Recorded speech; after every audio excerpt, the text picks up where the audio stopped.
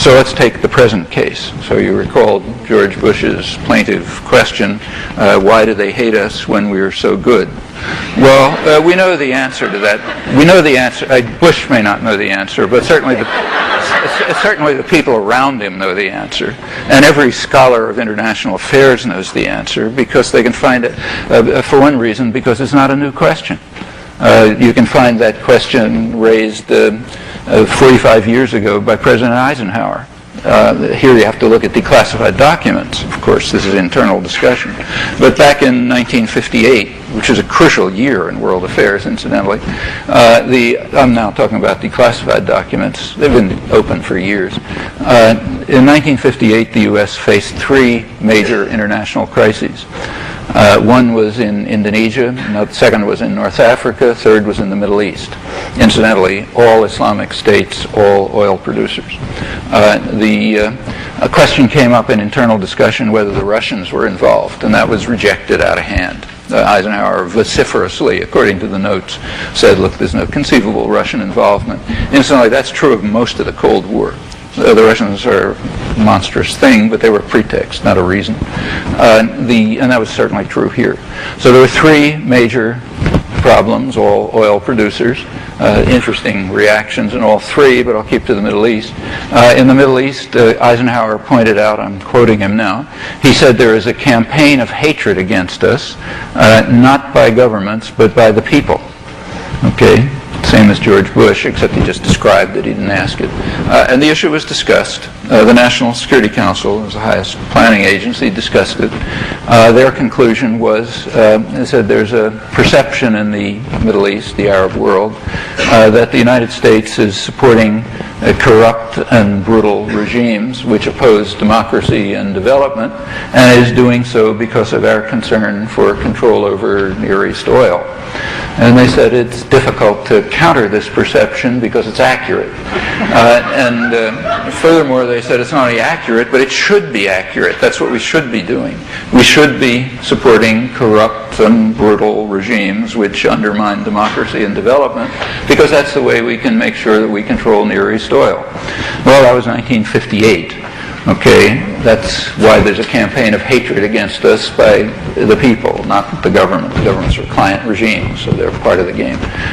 The same question was asked by the Wall Street Journal, to their credit. It's one of the few newspapers that immediately after September 11th began to inquire into why do they hate us. Most people wouldn't touch it. On the left, if anybody dared to raise this question, supposedly left-wing commentators went berserk and said you're justifying terrorism.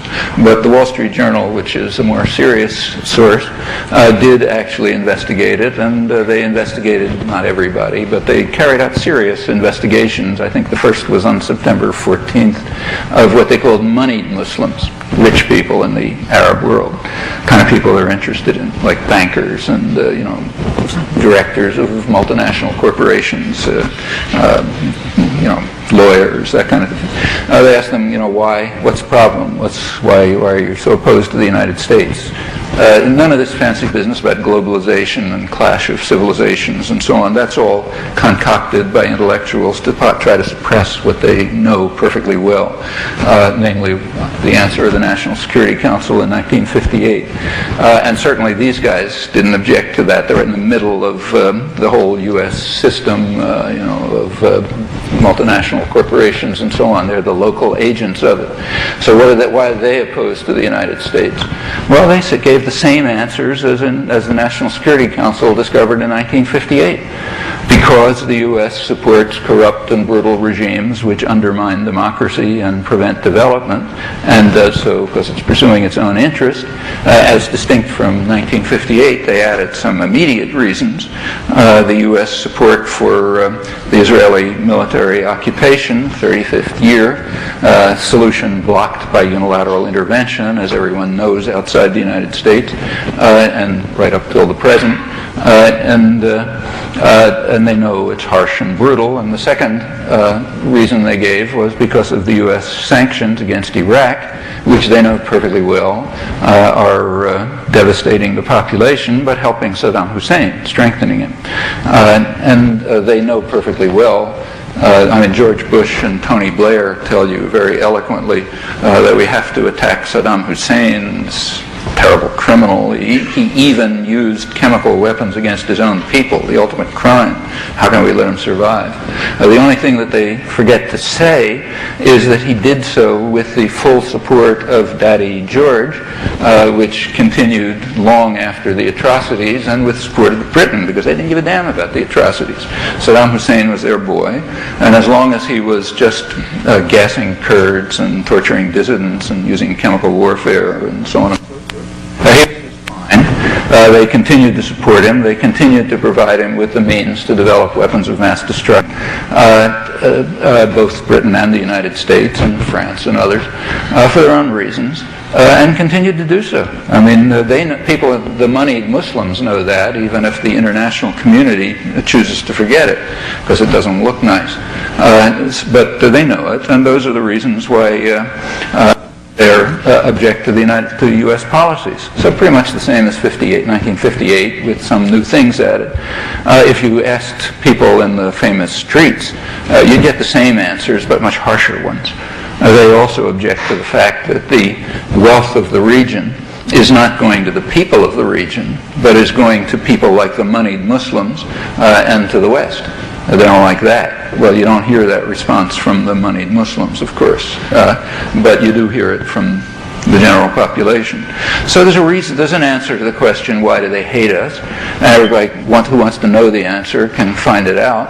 And if you want to stop, these people are not international terrorism, like the people the Wall Street Journal was interviewing are the main targets of Osama bin Laden. They certainly don't support him. They're the ones he wants to get rid of, among others. But there was kind of like a reservoir there's a background reservoir from which terrorist forces arise, just like the grievances in Ireland are kind of like a background against which some elements will become violent criminals, even though they don't have the sympathy or support of the population. It's kind of the background. And if you want to deal with terrorism and you're serious, that's the way you do with it. Same with crime. You're concerned with crime in the streets. You don't go around with an assault rifle killing everyone in the part of the city where criminals come from. If you're serious, what you do is ask, why is there crime in the streets? Like, why isn't it coming from the rich white suburbs, say? And there's an answer to that, and everybody knows the answer.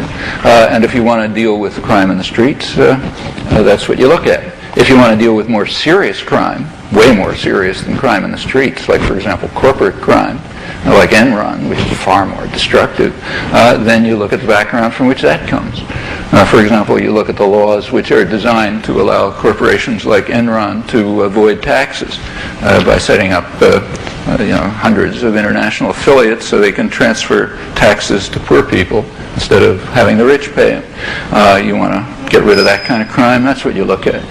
Whatever kind of crime you're interested in, if you're really serious about trying to reduce it, you look at where it comes from.